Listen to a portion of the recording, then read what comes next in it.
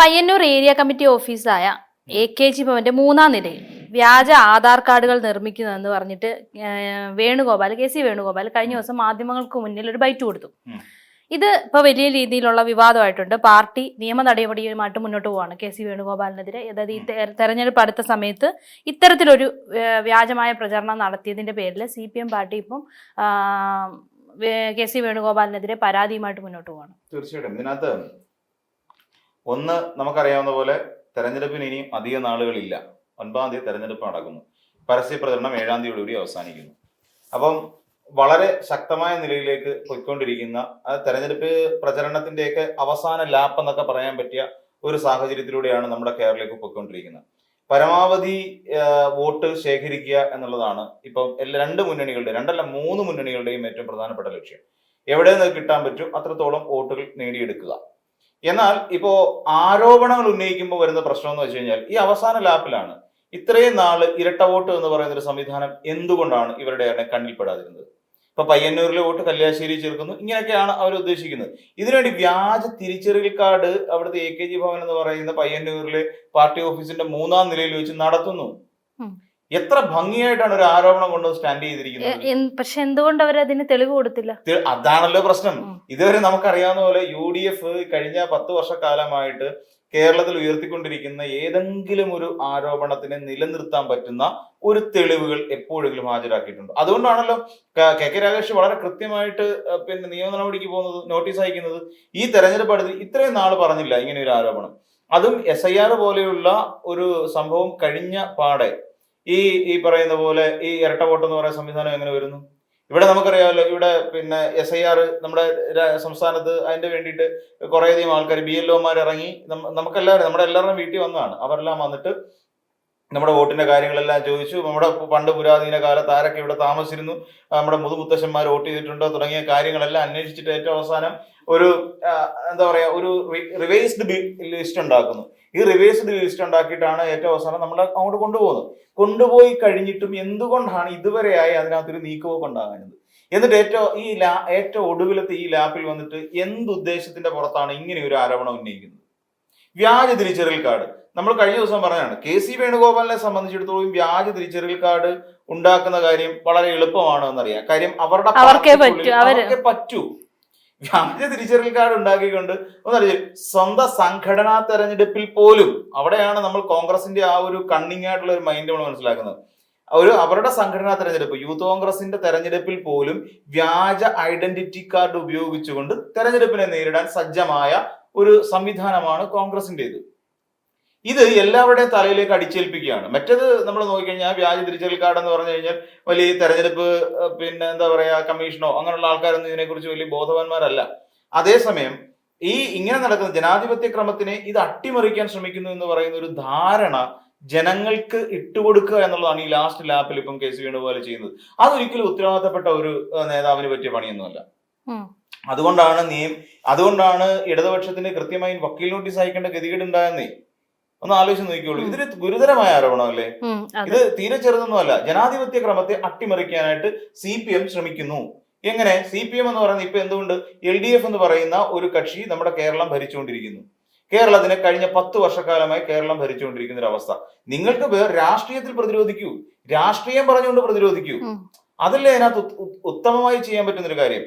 വികസനം നടന്നിട്ടില്ല എന്ന് പറയുന്നത് വികസന കാര്യങ്ങൾ ചർച്ച ചെയ്യൂ. വികസനം കേരളത്തിൽ നടക്കുന്നില്ല. കേരളത്തിൽ വികസനം നടക്കാത്തത് കൊണ്ട് തന്നെ കേരളം 10 വർഷം പിന്നോട്ടടിച്ചു. നിങ്ങൾക്ക് സംസാരിക്കാം, സംവദിക്കാം. എവിടെ വേണമെങ്കിലും മുഖ്യമന്ത്രിയോ അല്ലെങ്കിൽ M സ്വരാജിനെ പോലുള്ള നേതാക്കന്മാരെയോ ഷംസീറിനെയോ ആരെ വിളിച്ചിട്ട് വേണമെങ്കിലും നിങ്ങൾക്ക് സംസാരിക്കാം. ഒരു സംവാദത്തിന് തയ്യാറാവും. വികസനവുമായി ബന്ധപ്പെട്ട കാര്യങ്ങൾ നിങ്ങൾ ചർച്ച ചെയ്യൂ. സംസ്ഥാനത്ത് വിലക്കയറ്റം ഉണ്ടാകുന്നത് കഴിഞ്ഞ 10 വർഷമാണ് കാലാവധി എന്ന് ആലോചിച്ച് ചോദിക്കണം. അല്ലെ, കഴിഞ്ഞ വർഷം വിലക്കയറ്റം ഉണ്ടായെന്നല്ല, കഴിഞ്ഞ 10 വർഷത്തിനകത്ത് സ്വാഭാവികമായി ഉണ്ടാകാവുന്ന വിലക്കയറ്റം മാത്രമാണ് നമ്മുടെ സംസ്ഥാനത്ത് ഉണ്ടായിട്ടുള്ളത് എന്നുള്ള വസ്തുതയാണ്. അപ്പം ഇങ്ങനെ നിന്നുകൊണ്ട് നമ്മൾ പരിശോധിക്കുമ്പോഴും ആ രീതിയിൽ പ്രതിരോധിക്കാൻ കഴിയാതെ നിൽക്കുമ്പോൾ ഏറ്റവും ഒടുവിലായി ദുരാരോപണങ്ങൾ ഉയർത്തിക്കൊണ്ടുവന്ന് വോട്ടടിച്ചു മാറ്റാനുള്ള ശ്രമമാണ് ശരിക്കും ഇപ്പോൾ KC വേണുഗോപാലിന്റെ ഭാഗത്തുനിന്ന് ഉണ്ടായിട്ടുള്ളത്. അത് ഒരു MP എന്നുള്ള നിലയിൽ നിന്നുകൊണ്ട് KCയെ പറ്റി നമ്മൾ ചിന്തിക്കുമ്പോൾ ഒരിക്കലും പാടില്ലാത്ത കാര്യമാണ്. ഇപ്പം സുജിത് വിജയൻപിള്ളയുടെ റോഡ് ഷോയ്ക്കിടയിലേക്ക് ഷംസീർ വരുന്നു. AN ഷംസീർ സ്പീക്കറാണ്. ഷിബു ബേബി ജോൺ കൊണ്ടുവന്ന് പരാതി കൊടുത്തിരിക്കുന്നു ഇലക്ഷൻ കമ്മീഷന്. ഇത് പാടില്ല എന്നും പറഞ്ഞുകൊണ്ട് ഷിബു ബേബി ജോൺ പരാതി കൊടുത്തിരിക്കുന്നു. ഇതൊക്കെയാണ് ഇവിടെ നടന്നുകൊണ്ടിരിക്കുന്ന ഒരു കാര്യം. ഇപ്പൊ നോക്കിയാൽ പേരാമ്പ്രയില് അനൗൺസ്മെന്റില് പ്രശ്നമുണ്ട്. ആ അനൗൺസ്മെന്റിൽ പ്രശ്നമുണ്ട് എന്നും പറഞ്ഞുകൊണ്ട് ഇപ്പം ടി.പി. രാമകൃഷ്ണൻ പറഞ്ഞ കാര്യം നിങ്ങൾ കൊണ്ട് പരിശോധിക്കൂ, ഞങ്ങള് അതിന്റെ ഫുൾ റെക്കോർഡും പെൻഡ്രൈവ് അടക്കം ഞങ്ങൾ തരാൻ തയ്യാറാണ്, നിങ്ങൾ കൊണ്ടുവന്ന് പരിശോധിച്ചോളൂ എന്ന് പറയുന്നു. ഇതിനകത്ത് എവിടെയെങ്കിലും തെറ്റുണ്ടോ എന്നുള്ള കാര്യം നിങ്ങൾ പരിശോധിക്കൂ എന്ന് പറഞ്ഞുകൊണ്ട് ടി.പി. രാമകൃഷ്ണൻ തയ്യാറായിരിക്കുന്നു. ഇവിടെയാണ് നമ്മൾ മനസ്സിലാക്കുക. അത് പേരാമ്പ്ര പിന്നെ ടി.പി. രാമകൃഷ്ണൻ കിട്ടാൻ പറ്റിയൊരു സീറ്റ് തന്നെയാണെന്ന് നമുക്ക് പറയേണ്ടി വരും. അവിടെ എന്തുകൊണ്ട് അങ്ങനത്തെ കളി കളിക്കുന്നു എന്ന് ചോദിച്ചാൽ, ഈ പറയുന്ന തഹ്ലിയെ സംബന്ധിച്ചിടത്തോളം അവിടെ ടി.പി. രാമകൃഷ്ണനോട് എതിരിട്ട് നിൽക്കാൻ പറ്റിയ ഒരു എതിരാളിയല്ല. അതാണ് ഒരു പ്രശ്നം.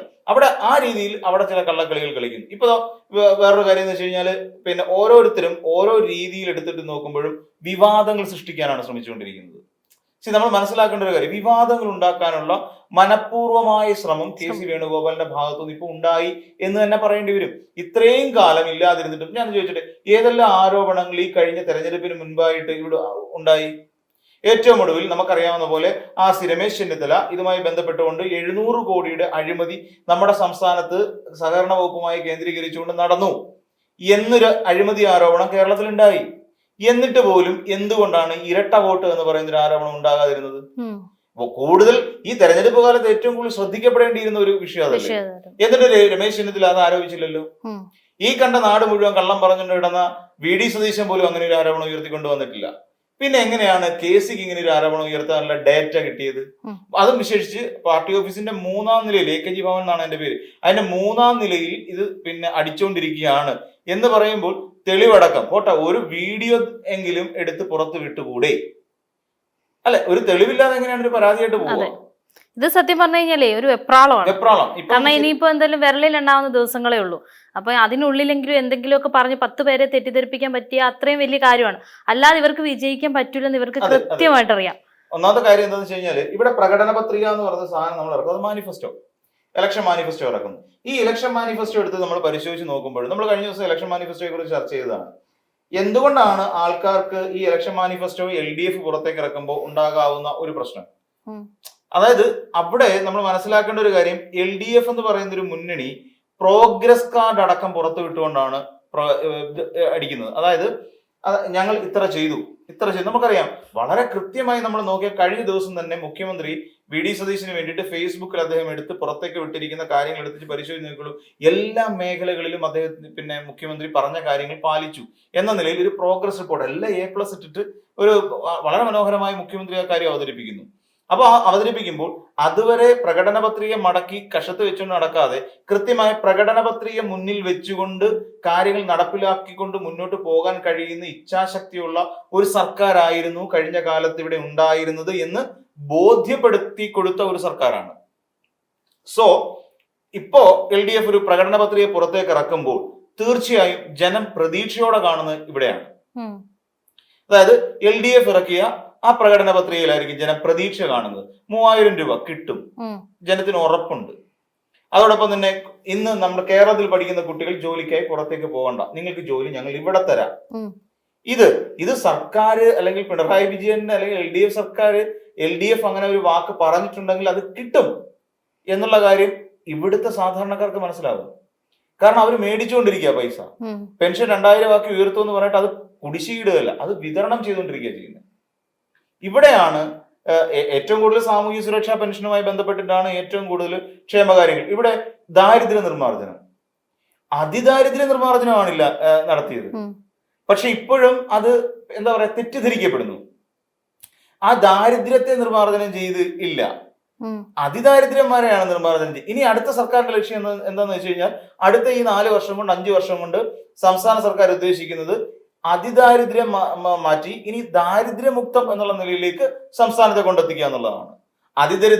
ദരിദ്രന്മാര്, ഇടത്തരക്കാര് എന്നിങ്ങനെ കടന്നു പോവുകയാണ് ഓരോ തലങ്ങളിലായിട്ട്. അപ്പൊ ഇതാണ് സർക്കാർ ഉദ്ദേശിക്കുന്നത്. ഇത് സർക്കാർ ചെയ്ത് കാണിക്കും. ഇതാണ് ഇച്ഛാശക്തിയുള്ള ഒരു സർക്കാർ എപ്പോഴും ചെയ്യേണ്ട കാര്യം. എന്നാൽ UDF-നെ സംബന്ധിച്ചിടത്തോളം UDF-ന് മേൽ ഭയങ്കരമായ ആരോപണങ്ങൾ ഉണ്ടായിക്കൊണ്ടിരിക്കുന്ന കാലഘട്ടമാണ്. UDF-ന് മേലെ എന്തെല്ലാം ആരോപണങ്ങളുണ്ട് ഇപ്പൊ നിലവിൽ നമ്മൾ പരിശോധിക്കുമ്പോൾ? ഏറ്റവും പ്രധാനമായി നമ്മൾ മനസ്സിലാക്കേണ്ടത്, വയനാട് ഫണ്ട് തട്ടിപ്പ് കേസ് ഒരു വലിയ കീറാമുട്ടി പോലെ തന്നെ കിടക്കാണ്. അതിനകത്ത് ഒരു മാറ്റവും ഇല്ല. 4.5 കോടി കിട്ടിയെന്ന് പറയുന്നു, 5 കോടി കിട്ടിയെന്ന് പറയുന്നു.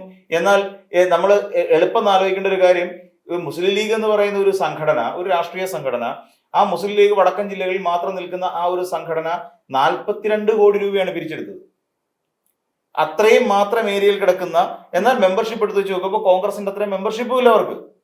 എന്നിട്ട് പോലും 42 കോടി രൂപ പിരിച്ചെടുത്തു. കേരളത്തിൽ മൊത്തം കൂടെ മെമ്പർഷിപ്പ് ഉള്ള ഒരു കോൺഗ്രസ് എന്ന് പറയുന്ന ഒരു പാർട്ടിക്ക് KPCC തന്നെ എത്ര ജനറൽ സെക്രട്ടറിമാരുണ്ടെന്ന് അറിയാം? എനിക്ക് തോന്നുന്നില്ല KPCCയിലെ ജനറൽ സെക്രട്ടറിമാരുടെ അത്ര എണ്ണം അവർക്ക് ടോട്ടൽ മെമ്പർമാർ ലീഗിനുണ്ടെന്ന് എനിക്ക് തോന്നുന്നില്ല. ഇത്രയും ഉള്ള ഒരു കോൺഗ്രസിനെ പോലെ ഒരു പാർട്ടി വെറും 4.5 കോടി രൂപ മാത്രമേ പിരിച്ചിട്ടുള്ളൂ എന്ന് പറയുമ്പോൾ അതിന്റെ കണക്ക് എങ്ങും ക്ലിയർ അല്ല. എങ്കിലും ഞാൻ കണക്ക് പറയാം. 4.5 കോടിയേ പിരിച്ചിട്ടുള്ളൂ എന്ന് പറയുമ്പോൾ ഇതിനകത്ത് എന്താണ് കോൺഗ്രസിന് പറ്റിയത്? വെറും 4.5 കോടി രൂപ, ഇത്രയും കോടി കണക്കിന്, ഇത്രയും ലക്ഷക്കണക്കിന് ആൾക്കാരുണ്ട് എന്ന് പറയുമ്പോൾ ആളൊന്നൊക്കെ ഒരു 100 രൂപ ഇട്ടില്ലെങ്കിൽ എത്ര കോടിയായനെ ഇവരുടെ ടോട്ടൽ മെമ്പർഷിപ്പ് വെച്ച് നോക്കുമ്പോൾ? അപ്പം ഈ പറയുന്ന അവസ്ഥയാണ് കോൺഗ്രസ്. ഇതെല്ലാം കൊണ്ട് നോക്കുമ്പോഴും കോൺഗ്രസ് എന്ന് പറയുന്ന ഒരു സംഘടന ഇവിടെ വല്ലാത്ത ഒരു മാനസികമായ പിരിമുറുക്കത്തിലാണ്, ശക്തമായ ഒരു സെൽഫ് ഡിഫൻസിലാണ് ശരിക്കും പറഞ്ഞാൽ ഇപ്പം കടിച്ചു തൂങ്ങി കിടക്കുന്നത്. ഇതിനെ മറികടക്കാൻ വേണ്ടിയിട്ട് ഇനി ഇപ്പൊ പറയാൻ പറ്റുന്നത് സർക്കാർ അവരുടെ അധികാരം ഉപയോഗിച്ചുകൊണ്ട് കേരളത്തിൽ ഈ പറയുന്ന പോലുള്ള ചില കുൽസിത പ്രവർത്തനങ്ങൾ, വ്യാജ ID കാർഡ്, ഇരട്ട വോട്ട് സംവിധാനം, ഇതെല്ലാം ഉയർത്തിക്കൊണ്ട് വന്നുകൊണ്ട് ഇനിയിപ്പോ തോറ്റാലും പറയാമല്ലോ ഞങ്ങൾക്ക് ഇരട്ട വോട്ടില്ലായിരുന്നു, അവർ ഇരട്ട വോട്ട് ചെയ്തിട്ടാണ് കല്യാശ്ശേരിയും പയ്യന്നൂരും ഒക്കെ അങ്ങോട്ടും ഇങ്ങോട്ടും മാറി അങ്ങനെ വോട്ട് ചെയ്തിട്ടുകൊണ്ടാണ് എന്നൊക്കെ പറഞ്ഞുകൊണ്ട് പല ബൂത്തുകളിലായി ഇത് പറഞ്ഞുണ്ടാക്കുക എന്നുള്ളതിന്റെ ആദ്യപടി എന്നുള്ള നിലയിലാണ് ഇവരിപ്പോ ഇങ്ങനെ ഒരു ആരോപണം ഉയർത്തിയിരിക്കുന്നത് എനിക്ക് തോന്നുന്നത്.